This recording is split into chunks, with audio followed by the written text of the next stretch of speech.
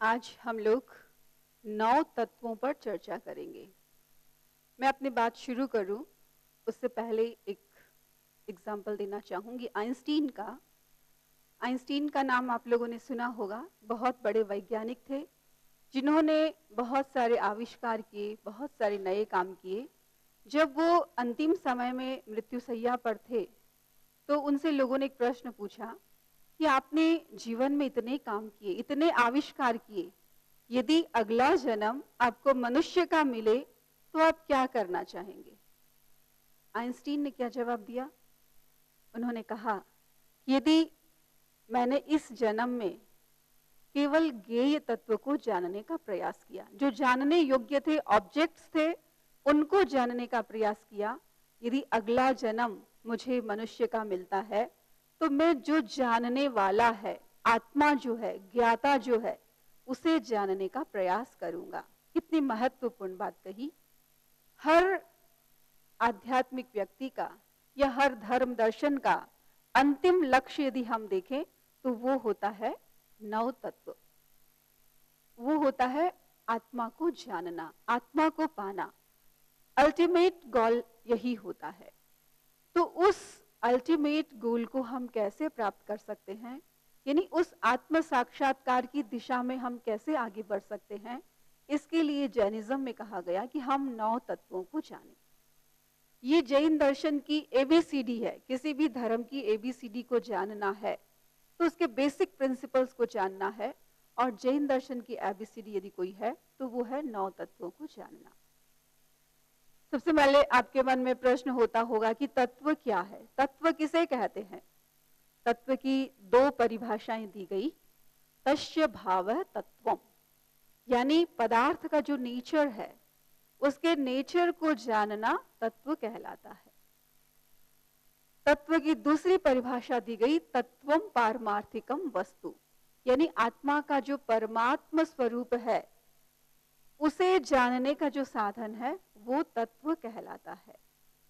आज हम लोग 9 तत्वों की चर्चा कर रहे हैं, और 9 तत्वों की चर्चा विशेष रूप से आत्मा को जानने के संदर्भ में कर रहे हैं। तो जो दूसरी परिभाषा है वो यहाँ पर विशेष रूप से लागू होती है। तो सबसे पहले 9 तत्व कौन से हैं उसके नाम हमें पता हो। 9 तत्व हैं जीव, अजीव, पुण्य, पाप, आश्रव, संवर, निर्जरा, बंध और मोक्ष। ये 9 तत्व हैं। मैं आपसे एक प्रश्न पूछूं कि इन 9 तत्वों में मूल तत्व तो 2 ही हैं, जीव और अजीव। बाकी के तत्व इनके विस्तार हैं। इस दुनिया में 2 ही तत्व हैं, जीव और अजीव, लिविंग बीइंग और नॉन लिविंग बीइंग। बाकी सब इसी का एक्सटेंशन है। तो ये 9 तत्वों में से कितने तत्व जीव हैं और कितने तत्व अजीव हैं, शायद आप ना बता पाए। तो इन 9 तत्वों में से 5 तत्व जीव हैं और 4 तत्व अजीव हैं। जीव, आश्रव, संवर, निर्जरा, मोक्ष, ये 5 जीव हैं।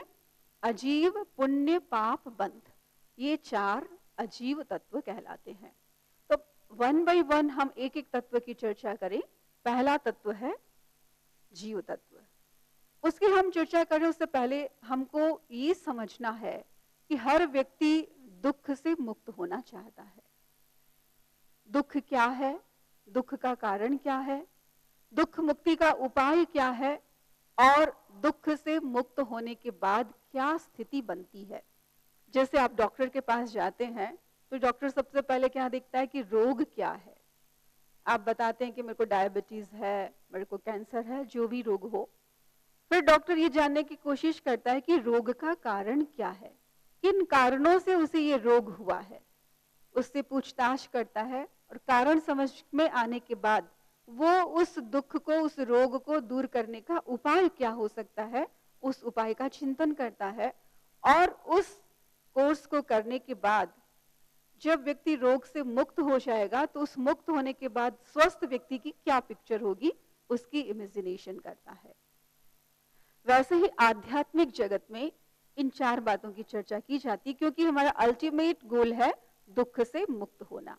तो हमें भी देखना है कि दुख क्या है, दुख का कारण क्या है, दुख मुक्ति का उपाय क्या है, और जब हम दुख से मुक्त हो जाएंगे तो क्या सिचुएशन बनेगी। तो इन 9 तत्वों में दुख क्या है, दुख का कारण क्या है, इनकी चर्चा की जाएगी। तो मैं आपको ये बताना चाहूंगी कि दुख क्या है। बंधन दुख है। सिंपल सी भाषा में कहें कि बंधन दुख है, क्योंकि हर व्यक्ति फ्रीडम चाहता है। फ्रीडम में जो सुख मिलता है वो बंधन में नहीं मिलता। तो बंधन, पुण्य और पाप, ये 9 में से 3 तत्व जो हैं वो दुख हैं। दुख के कारण क्या है? आश्रव। आश्रव को दुख का कारण बताया गया। दुख मुक्ति का उपाय क्या है? संवर और निर्जरा। ये दुख मुक्ति के उपाय है। जब पूर्ण दुख से व्यक्ति मुक्त हो जाएगा तो क्या सिचुएशन बनेगी? मोक्ष की सिचुएशन बनेगी। तो सबसे पहले हम ये जानें कि जीव किसे कहते हैं। जीव की सिंपल सी परिभाषा दी, जिसमें चेतना होती है उसको जीव कहा जाता है। जो कॉन्शियस है वो लिविंग बीइंग होते हैं। जैन दर्शन में 2 प्रकार के जीव माने गए, एक इम्प्योर सोल और एक प्योर सोल, जिसे हम सिद्ध और संसारी जीव कहते हैं। आपने देखा होगा कि जब सोना खदान में होता है, उसको वहां से बाहर निकालते हैं तो वो बिल्कुल मिट्टी का कोयला जैसा लगता है, लेकिन एक प्रोसेस से जब उसके मैल को अलग कर दिया जाता है तो सोना अपने चमकीले फॉर्म में आ जाता है। तो उसी तरीके से हमारी आत्मा की भी 2 अवस्थाएं हो गई। एक कर्म बंधन से युक्त आत्मा, जिस पे कर्मों का बंधन लगा हुआ है, अनेक अच्छे बुरे कर्म उसके साथ चिपके हुए हैं, वो उस सोने के समान है जो खदान से निकला हुआ है और अभी प्योर नहीं है। दूसरी होती है मुक्त आत्मा। जब व्यक्ति विशेष तपस्या के द्वारा, ध्यान के द्वारा अपने सारे कर्मों को क्षय कर देता है, मुक्त हो जाता है, तो वो जो लिबरेटेड सोल होती है वो प्योर सोने की तरह होती है, कहीं कोई मैल उस पर नहीं होता। वो सिद्ध जीव कहलाते हैं। तो पहला तत्व जीव तत्व। जीव 2 प्रकार के होते हैं, सिद्ध और संसारी। सिद्ध जीवों की बात मैं एक बार छोड़ दूं, क्योंकि हम लोग संसार में रहते हैं। संसारी जीवों की बात करूं तो संसारी जीव अगेन 2 भागों में डिवाइड होते हैं, mobile living being and immobile living being, त्रस और स्थावर। स्थावर जीव वे होते हैं जो एक ही स्थान पर स्थिर रहते हैं। अपने सुख और दुख के लिए वे एक स्थान से दूसरे स्थान पर आ जा नहीं सकते। ऐसे कौन से जीव होते हैं? पृथ्वी, अग्नि, वायु, जल और वनस्पति, ये स्थावर काय के जीव होते हैं। एक त्रस जीव होते हैं, उसमें 2 sense living being, 3 sense, 4, 5 sense living beings जो हैं वे सारे त्रस जीव कहलाते हैं। जैसे चींटी है, लट है, मक्खी है, ये सारे त्रस जीव के अंतर्गत आते हैं। या जो भी ह्यूमन बीइंग्स हैं, चाहे एनिमल्स हैं, ये सारे जो हलन चलन करते हैं, अपने सुख और दुख के लिए एक स्थान से दूसरे स्थान पर आ जा सकते हैं, वे सारे स्थावर त्रस जीव कहलाते हैं।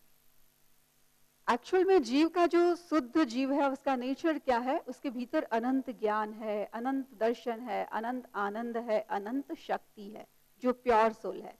लेकिन कर्मों के कारण से उसकी ये सारी क्षमताएं आवरणित हो जाती है। तो स्पिरिचुअलिटी का एम यही होता है कि उसके ऊपर जो आवरण आया हुआ है जीव का, उस आवरण को वो हटा सके और अल्टीमेट गोल जो है मोक्ष, वहां तक प्राप्त हो सके। तो 9 तत्वों में जो पहला जीव तत्व है वो संसारी जीव तत्व है, और अंतिम जो मोक्ष है वो मुक्त जीव है। तो हमें पहले जीव तत्व से मोक्ष तत्व तक पहुंचना है, इसलिए बीच के तत्वों को भी जानना आवश्यक है। दूसरा तत्व है अजीव। अजीव किसको कहते हैं? जिसमें चेतना नहीं होती उसको अजीव कहते हैं। अजीव के भी 5 प्रकार बतलाए गए, धर्मास्तिकाय, अधर्मास्तिकाय, आकाशास्तिकाय, पुद्गलास्तिकाय एंड काल। अभी मैं इसकी चर्चा विस्तार से नहीं करूंगी। जब यूनिवर्स की हम चर्चा करते हैं, कॉस्मोलॉजी की हम चर्चा करते हैं, उस समय में इन तत्वों का उपयोग किया जाता है, क्योंकि जहां पर ये द्रव्य होते हैं उसी को हम यूनिवर्स और लोक कहते हैं। तो जिसमें चेतना नहीं होती उसको हम अजीव तत्व कहते हैं। तीसरा और चौथा तत्व है पुण्य और पाप। पुण्य किसको कहते हैं? शुभ कर्मों के बंधन को पुण्य कहते हैं, और अशुभ कर्मों के बंधन को पाप करते हैं। हम जब भी कोई काम करते हैं, अच्छा काम करते हैं, तो वो कर्म अच्छे रूप में, बंधन के रूप में आते हैं। वो पुण्य कहलाते हैं जब वो अपना रिजल्ट देते हैं, और जो बुरे कर्म करते हैं वो बंधते हैं तो बंध के रूप में होते हैं, और जब वो अपना रिजल्ट देते हैं तो पाप कहलाते हैं। तो पुण्य और पाप, जैन दर्शन में पुण्य के भी बहुत सारे प्रकार बतलाए गए, उसमें 9 प्रकार के पुण्य होते हैं। अन्न, पान, लयन, शयन, वस्त्र, मन, वचन, काय और नमस्कार। यानी ये 9 एक्टिविटी ऐसी हैं, इनको करने से हमारे पुण्य का बंधन होता है। जैसे कोई संयमी जीव है, साधु है, उसे यदि हम अन्न का दान देते हैं तो हमारे अन्न पुण्य होता है। पान यानी जल आदि का दान देते हैं तो पान पुण्य होता है। शरण रहने के लिए मकान स्थान आदि देते हैं तो लयन पुण्य होता है, शयन पुण्य होता है। कपड़े आदि देते हैं तो वो भी एक प्रकार का पुण्य है। मन से उनके प्रति अच्छे भाव रखते हैं, वाणी से अच्छा रेस्पेक्ट करते हैं, तो ये सारे भी पुण्य के प्रकार होते हैं। ऐसे ही पाप के 18 प्रकार होते हैं, जिन कारणों से व्यक्ति पाप कर्म का बंधन करता है। वो 18 पाप कौन से हैं?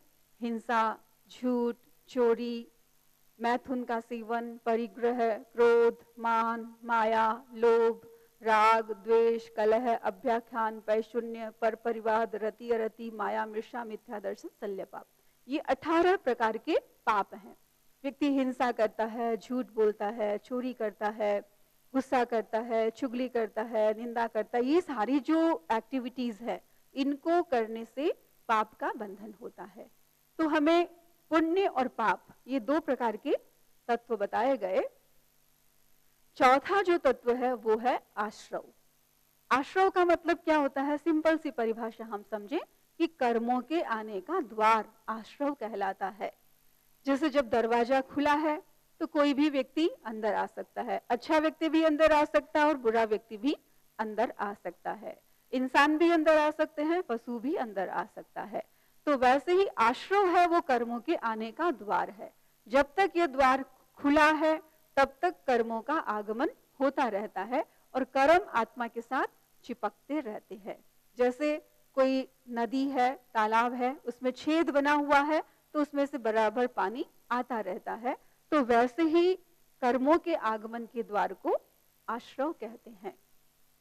वे 5 द्वार हैं, यानी आश्रव के 5 प्रकार हैं जिनके कारण से कर्मों का आगमन होता रहता है।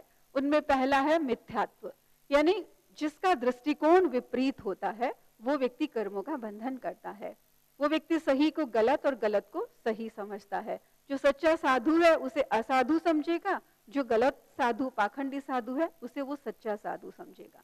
जो सच्चा धर्म है उसे वो अधर्म समझेगा और जो अधर्म है उसे वो धर्म समझेगा।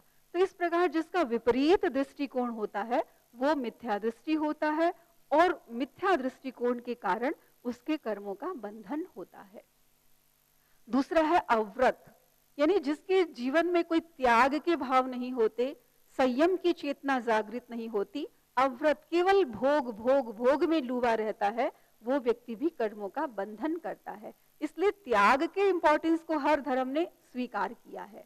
बहुत बार लोग कहते हैं कि हम कुछ गलत काम नहीं करते हैं, फिर त्याग क्यों करें?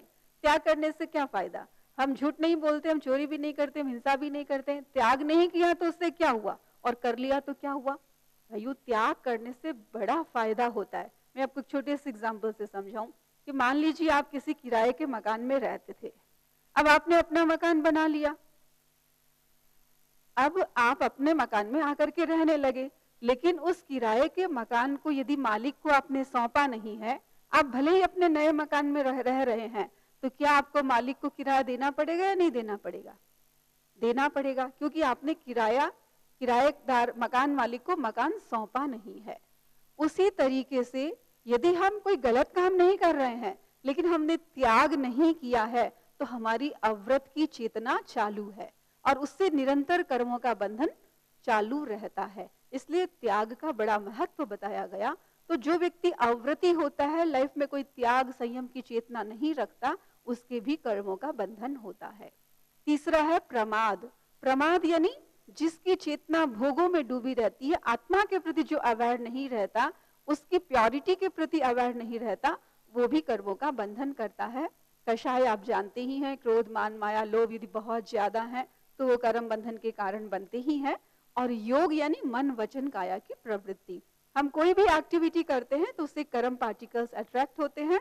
यदि अच्छी एक्टिविटी है मन वचन काया की तो वो पुण्य के रूप में कन्वर्ट हो जाते हैं, और कोई बुरी एक्टिविटी कर रहे हैं तो वो पाप कर्म के रूप में कन्वर्ट हो जाते हैं। तो ये 5 प्रकार के आश्रम हैं जिनके द्वारा कर्मों का आगमन निरंतर चालू रहता है। 5वां तत्व है संवर। संवर का मतलब होता है कि कर्मों के आगमन का जो द्वार था उसे बंद कर देना। यदि दरवाजा बंद कर देंगे तो फिर कोई भी अंदर नहीं आ सकेगा, न अच्छे लोग अंदर आ सकेंगे न बुरे लोग अंदर आ सकेंगे। तो संवर का काम है कि कर्मों के आगमन के द्वार को बंद कर देना। बंद कैसे होता है वो द्वार, उसके भी 5 प्रकार बतलाए गए जो कि आश्रम के बिल्कुल अपोजिट हैं। मिथ्यात्व का अपोजिट सम्यक्त्व, यानी हमारा दृष्टिकोण सही होता है, हम सही को सही समझते हैं, गलत को गलत समझते हैं, तो कर्मों का बंधन नहीं होता। व्रत यानी त्याग की चेतना जितनी ज्यादा होती है उतना ही कर्मों का बंधन रुकता चला जाता है। अप्रमाद यानी हम अपनी आत्मा के प्रति जितना अवेयर होते हैं, उसकी प्योरिटी के प्रति जितना अवेयर होते हैं, उसके लिए हर एक्टिविटी करते हैं, तो वहां कर्मों का बंधन रुक जाता है। आकर्षाय यानी क्रोध मान माया लोभ को बिल्कुल कम जब कर देते हैं तो वहां पर भी हमारे कर्मों का बंधन रुक जाता है। और अयोग यानी जहां मन वचन काया की प्रवृत्ति को व्यक्ति बिल्कुल स्टॉप कर देता है तो वो अयोग की स्थिति बनती है, वहां पर भी कर्मों का बंधन रुक सकता है। तो ये 5 प्रकार के संवर बताए गए जिसके द्वारा हम कर्मों के आगमन के द्वार को रोक सकते हैं। अब प्रश्न होता है कि दरवाजा तो बंद कर दिया, लेकिन पहले दरवाजा खुला हुआ था, बहुत सारे कार्म पार्टिकल्स अंदर आ चुके, उनको कैसे दूर करें? जो पहले से कर्म बहुत सारे बंधे हुए हैं उनको कैसे नाश करें? उसके लिए जो अगला तत्व बताया वो है निर्जरा। निर्जरा का मतलब होता है कि आत्मा पे जो कर्म आए हुए हैं उनको विशेष तपस्या के द्वारा, साधना के द्वारा, ध्यान के द्वारा उन कर्मों को धीरे धीरे थोड़ा थोड़ा जो हम क्षय करते चले जाते हैं, नाश करते चले जाते हैं, और उससे आत्मा की जितनी जितनी प्योरिटी होती चली जाती है वो निर्जरा कहलाती है। वो कैसे कर सकते हैं? बहुत सारे लोग कहते हैं कि जैन धर्म में तपस्या के बड़े कठोर प्रकार बतलाए गए हैं, लेकिन ऐसा नहीं है। जैनिज्म में निर्जरा के 2 प्रकार बतलाए गए, एक होती है सकाम निर्जरा और एक होती है अकाम निर्जरा। सकाम निर्जरा का मतलब होता है कि जब व्यक्ति अपनी आत्मा की प्योरिटी के लिए मेडिटेशन करता है या स्वाध्याय करता है, तपस्या करता है, तो उससे जो प्योरिटी होती है उसमें बहुत कर्मों की निर्जरा होती है, बहुत सफाई एक साथ हो जाती है, वो हमारी सकाम निर्जरा होती है।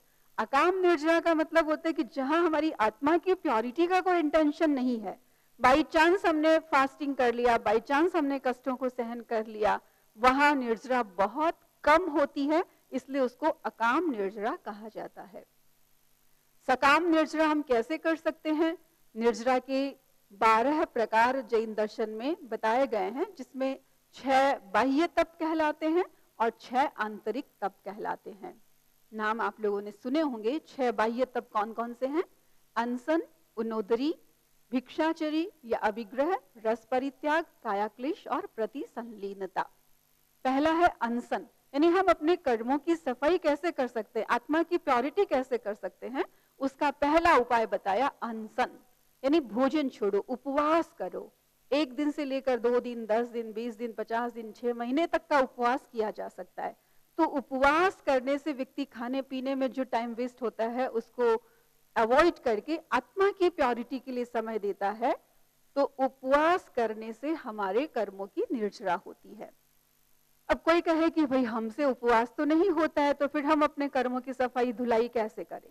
तो महावीर ने एक दूसरा उपाय बता, उनोदरी। उन यानी कम, उदर यानी पेट, पेट में जितनी भूख है उससे कुछ कम खाओ, वो उनोदरी है। उसके द्वारा भी हमारी आत्मा की प्योरिटी होती है। जैसे मान लो मैं रोज 2 रोटी खाती हूँ, आज मैं 1.5 ही खाऊंगी या 1 ही खाऊंगी, तो मेरी उनोदरी हो गई। उस भावना से यदि की जाए, केवल खाने पीने की नहीं, किसी भी चीज की उनोदरी कर सकते हैं। मान लो हर साल मैं नई 5 ड्रेस खरीदती हूँ, इस साल मैंने संकल्प किया कि मैं नई 2 ही ड्रेस खरीदूंगी, तो वो भी मेरी उनोदरी हो गई। यानी कमी करना, जो हम अपने लिए यूज कर रहे हैं चीजें, उसमें कमी करना उन्नोदरी कहलाता है। ये द्रव्य उन्नोदरी है। एक भाव उन्नोदरी भी होती है। मान लो मैं दिन में 10 बार गुस्सा करती हूँ, तो मैं ये संकल्प करूंगी भी आज दिन भर में मैं 5 बार ही गुस्सा करूंगी, तो वो भी एक प्रकार की उन्नोदरी हो गई। तीसरा है अभिग्रह। अभिग्रह का मतलब होता है कि कोई संकल्प लेना और उस संकल्प को पूरा करने के बाद ही कुछ खाना। जैसे मान लो आपने संकल्प किया कि सुबह उठ करके मैं एक भगवान की माला कर लूंगा, उसी के बाद ब्रेकफास्ट लूंगा, तो जब तक आप उस माला को पूरा नहीं करते हैं तब तक आप ब्रेकफास्ट नहीं ले सकते हैं। तो इस तरीके से कोई संकल्प लेकर के उस संकल्प को फुलफिल होने के बाद ही हम कोई काम करें तो वो हमारा अभिग्रह तब कहलाता है। चौथा है रस परित्याग। रस परित्याग का मतलब होता है कि जो ये गरिष्ठ चीजें हैं, विगह जिसको हम बोलते हैं, दूध, दही, घी, तेल, मक्खन, इन सब चीजों को छोड़ना। 6 विगह होती है। मान लो सारी विगह हम एक साथ नहीं छोड़ सकते हैं, तो कभी एक छोड़ दिया, कभी 2 छोड़ दिया, कभी दूध छोड़ दिया, कभी दही छोड़ दिया, कभी घी छोड़ दिया। तो इस तरीके से यदि हम इन रसों का सेवन कम करते हैं तो वो भी एक प्रकार की तपस्या है। इससे भी हमारी आत्मा की शुद्धि होती है। 5वां तत्व है कायाक्लेश। कायाक्लेश का मतलब लोगों ने इसका गलत मीनिंग समझा। लोग कहते हैं काया क्लेश यानी काया यानी शरीर, क्लेश यानी कष्ट देना, शरीर को कष्ट देना। लेकिन यहाँ शरीर को कष्ट देना काया क्लेश नहीं है। शरीर में जो कष्ट आ जाए उन्हें समभाव से सहन करना काया क्लेश है। एक्सरसाइज वगैरह जो हम करते हैं उससे हमारे भीतर इतनी एनर्जी आती है, इतनी क्षमता आती है कि हम आने वाले कष्टों को समभाव से सहन कर सकते हैं। तो ये एक्सरसाइज वगैरह जो करते हैं वो केवल बॉडी के फिटनेस के लिए नहीं है, वो हमारी कर्मों की निर्जरा के लिए भी है। उससे हमारी आत्मा की प्योरिटी बढ़ती है। छठा निर्जरा का प्रकार है प्रतिसंलीनता।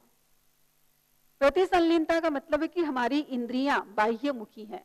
हर टाइम वो बाहर ही बाहर दिखती रहती हैं। आंखें बाहर देखती हैं, कान बाहर के शब्द सुनते हैं, नाक से हम बाहर की स्मेल लेते हैं, मुंह से हम बाहर का ही चीजों का टेस्ट करते हैं, और स्किन भी हमारी बाहर की चीजों को टच करती है। तो अपनी इंद्रियों को कंट्रोल करना, ये प्रतिसंलीनता कहलाता है। इसकी बहिर्मुखता को अंतर्मुखी बनाना।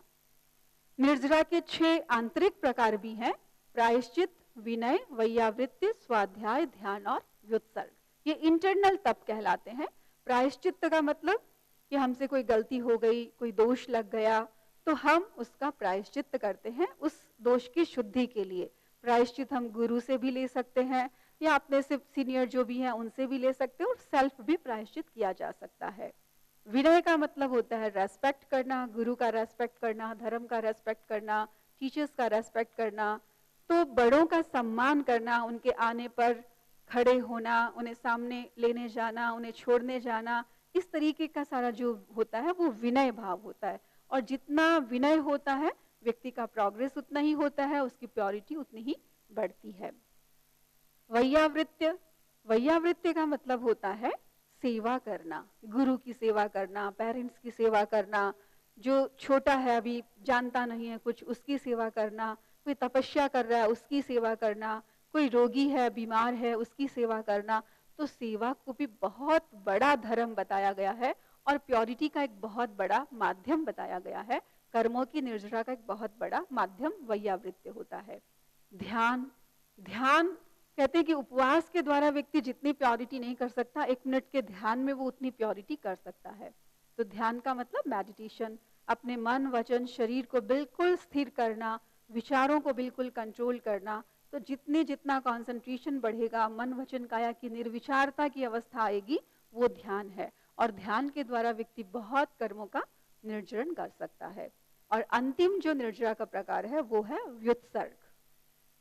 व्युत्सर्ग का मतलब होता है कि आत्मा और शरीर के डिफरेंस को समझना, भेद विज्ञान की अनुभूति करना, और आत्मा नित्य है, परमानेंट है, शरीर अनित्य है, छूटने वाला है, उसके साथ अटैचमेंट नहीं रखना। ये भेद विज्ञान की स्थिति से ही संभव हो पाता है।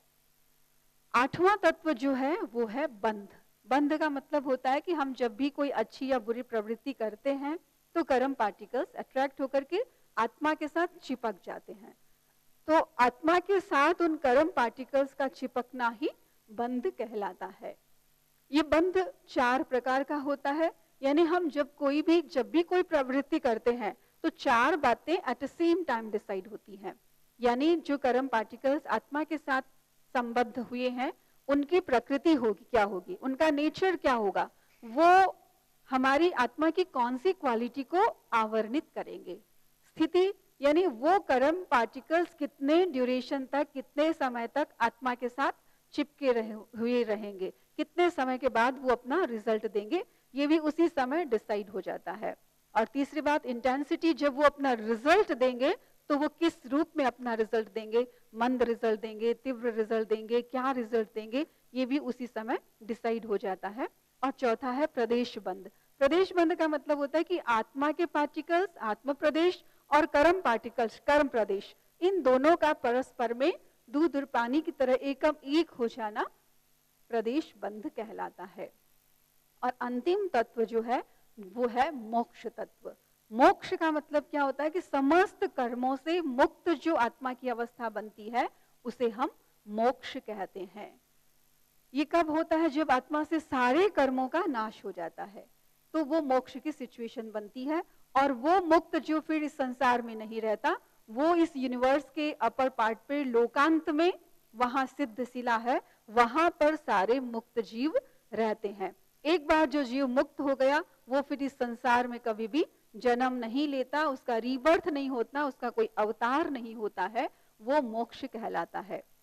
इन 9 तत्वों को मैं एक सिर्फ छोटे से एग्जाम्पल से आपको और क्लियर समझाना चाहूंगी, जिससे कि आपको इन 9 तत्वों की अच्छे से जानकारी हो जाए।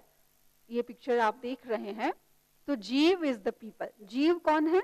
इस पिक्चर में जो आपको बच्चे, और क्या है? मकान है। जो मकान है वो अजीव है।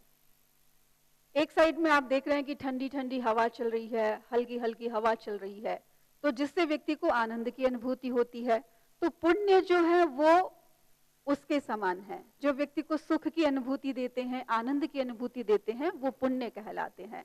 और जब तेज तूफान चलता है, बारिश होती है, कड़कड़ाती है बिजली, तो व्यक्ति परेशान हो जाता है। तो ये तूफान जो व्यक्ति को परेशान करते हैं वो पाप के इक्वल होते हैं। तो जीव एक इंसान की तरह हो गया, अजीव इस घर की तरह हो गया, पुण्य अच्छी हवा जो आनंद देने वाली है, पाप तूफान की तरह हो गए। अब जब आंधी तूफान आते हैं और घर के दरवाजे यदि खुले हुए होते हैं तो क्या होता है? कचरा घर में आने लग जाता है। तो आश्रव क्या हो गया कि खुले दरवाजे से जो कचरा अंदर आ रहा है उसके समान आश्रव है। और जब तूफान आता है, आंधी आती है, कचरा घर में आता है, तो आप सबसे पहले क्या करते हैं? हम सबसे पहले दरवाजे बंद कर देते हैं ताकि बाहर से नया कचरा अंदर न आए। तो दरवाजे को बंद कर देना संवर है। आंधी तूफान बाहर आ रहा है, आपने दरवाजा बंद कर दिया तो बाहर से फिर कचरा अंदर नहीं आएगा। लेकिन दरवाजा बंद करने से पहले कचरा अंदर आ चुका है, उस कचरे की सफाई करना निर्जरा है। सफाई करने के वे अलग अलग हो सकते हैं। कोई झाड़ू से सफाई कर सकता है, कोई पोंछा दे सकता है, कोई वाइपर से सफाई कर सकता है, बहुत सारे माध्यम हो सकते हैं। वैसे ही आत्मा के साथ जो कर्म अटैच हो चुके हैं उनकी सफाई करने के लिए निर्जरा के जो 12 प्रकार बतलाए थे, अनशन, उनोदरी, भिक्षाचरी इत्यादि, वो उसके प्रकार हो जाते हैं। तो निर्जरा के द्वारा व्यक्ति उनकी सफाई करता है। और जब पूरा मकान यानी पूरे कर्म क्षय हो जाते हैं, नष्ट हो जाते हैं, तो हमारी मोक्ष की अवस्था बनती है। नीट एंड क्लीन, जहां पर कोई कर्म पार्टिकल्स नहीं रहते हैं, वो हमारी मोक्ष की अवस्था बनती है। मैं आपसे पूछना चाहूंगी कि ये 9 तत्व हैं, इनमें से जानने योग्य कितने हैं, छोड़ने योग्य कितने हैं और ग्रहण करने योग्य कितने हैं? तो सबसे पहले जानना तो सब कुछ चाहिए, क्योंकि जब तक जानेंगे नहीं तब तक हमको कैसे पता चलेगा कि इस चीज को हम ग्रहण करें या इस चीज को छोड़ें। तो 9 तत्व ही जानने योग्य है। हमको सब कुछ जानना चाहिए। अच्छा क्या है उसे भी जानना चाहिए, तो बुरा क्या है उसे भी जानना चाहिए। जानने योग्य सब कुछ होता है, लेकिन ग्रहण करने योग्य सब कुछ नहीं होता है। तो 9 तत्वों में जानने योग्य तो सब कुछ है, लेकिन फिर छोड़ने योग्य क्या क्या है?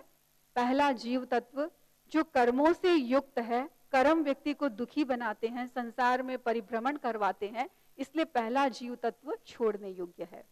अजीव तत्व वो तो हमारे विषय ही नहीं है, हम तो चेतना की बात कर रहे हैं, जीव की बात कर रहे हैं, इसलिए अजीव भी छोड़ने योग्य है, पुण्य भी छोड़ने योग्य है।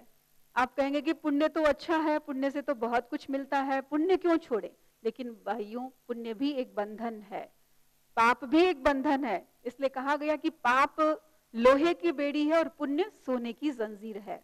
आपको कोई सोने की जंजीर में बांधना चाहे तो आप बंधना नहीं चाहेंगे, तो वैसे ही पुण्य सोने की बेड़ी है और पाप लोहे की बेड़ी है, दोनों ही बंधन है, इसलिए इनको भी छोड़ना है। आश्रव कर्मों के आने का द्वार है, इसलिए इसको भी छोड़ना है, और बंधनों से भी मुक्त होना है, इसलिए बंध को भी छोड़ना है। हमें ग्रहण क्या करना है? तीन तत्व, संवर, निर्जरा और मोक्ष। ये तीन तत्व हमारे लिए उपादेय हैं, ग्रहण करने योग्य हैं। संवर जो कर्मों के द्वार को बंद करता है, कर्मों के आगमन को रोकता है, इसलिए हमारे मोक्ष मार्ग में सहयोगी बनता है। निर्जरा जो कर्म अंदर आ चुके हैं उनकी सफाई करता है, उनकी धुलाई करता है, उनका नाश करता है, इसलिए ये भी उपयोगी है। और मोक्ष तो हमारा अल्टीमेट गोल है, उसे हमें प्राप्त करना है, तो ये हमारे लिए उपादेय है। तो आज हमने 9 तत्वों की संक्षिप्त जानकारी आपको दी, जीव, अजीव, पुण्य, पाप, आश्रव, संवर, निर्जरा, बंध और मोक्ष। इसमें कुछ हमारे लिए करणीय है, उनकी हम प्रैक्टिस करते रहें। ऐसे कारण जो मैंने आपको बताए, जो कर्मों को के आगमन को रोकते हैं, उनकी प्रैक्टिस करें। ऐसे कारण जो हमारे कर्मों की सफाई करते हैं, निर्जरा हैं, उनको हम करें, ताकि हम अपनी अल्टीमेट गोल मोक्ष तक अग्रसर हो सके, वहां तक पहुंच सके। तो वो हमारे लिए उपादेय है। और पुण्य, पाप, बंधन, आश्रव, ये सारे हमारे लिए छोड़ने योग्य हैं। तो जो व्यक्ति 9 तत्वों की अच्छी जानकारी कर लेता है, उसे ये विवेक जागृत हो जाता है उसका, कि हमें लाइफ में क्या करना चाहिए, क्या नहीं करना चाहिए। तो ये 9 तत्वों को हम जाने, और जानने के बाद हम इनकी अपने लाइफ में प्रैक्टिस करें, ताकि हम अपने अल्टीमेट गोल को प्राप्त कर सकते हैं। ओम